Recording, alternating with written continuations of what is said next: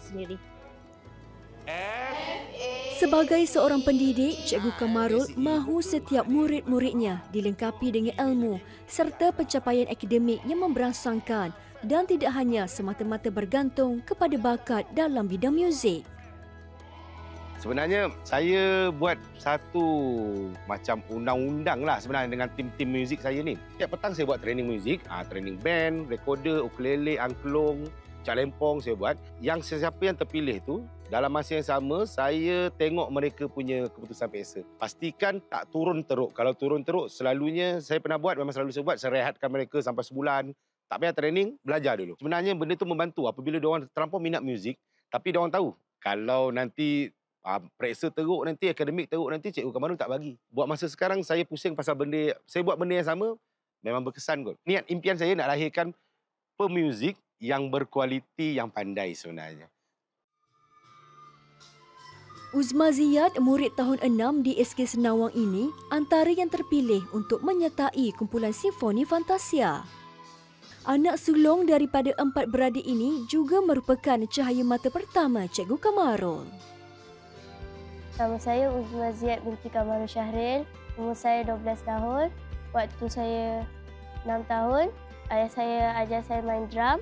Waktu darjah 2, dekat sekolah belajar main recorder. Sekarang belajar ukulele dan saya akan masuk kelas violin. Sama seperti muridnya yang lain, Cikgu Kamarul berharap agar Uzma agar Uzma dapat menyambung pengajian dalam bidang muzik dan membina kerjaya sebagai pemuzik.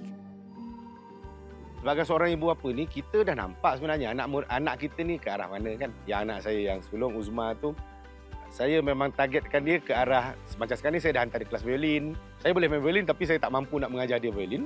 Saya hantar dia kelas violin sebab saya punya target, okey, belajar akademik kita jaga, ditambah mereka dia nanti ada satu orang cakap kemahiran yang tak ada orang lain. Habis SPM nanti, insya-Allah saya apply IPG dengan kemahiran yang dia ada tu, dia boleh jadi cikgu muzik sebenarnya. So kalau kita dah bagi dia kemahiran muzik awal, saya rasa insya-Allah memang dia boleh dapatlah. Saya target ke arah tu sebenarnya.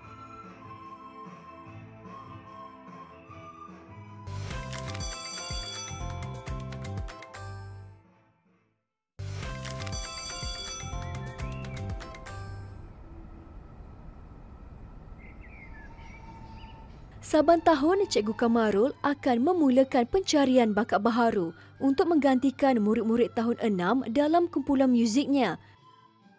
Pada saya, memang dah jadi lumrah manusia sebenarnya semua meminati muzik. Jadi di sekolah ni, kerja tugas seorang guru ialah mengeluarkan ataupun mencari, mengesan bakat yang ada pada murid-murid. Dan alhamdulillah, hasil pendekatan yang saya gunakan, kita boleh nampak ramai murid-murid di SK Senawang ni yang sangat-sangat berbakat dalam muzik. Apabila murid ni dah tahu yang mereka berbakat muzik, mereka akan jadi lagi sangat-sangat semangat untuk belajar, sehingga kan terlalu banyak kejayaan yang dilakar dalam bidang muzik bagi SK Senawang ni, sama ada peringkat daerah, peringkat negeri dan juga peringkat kebangsaan.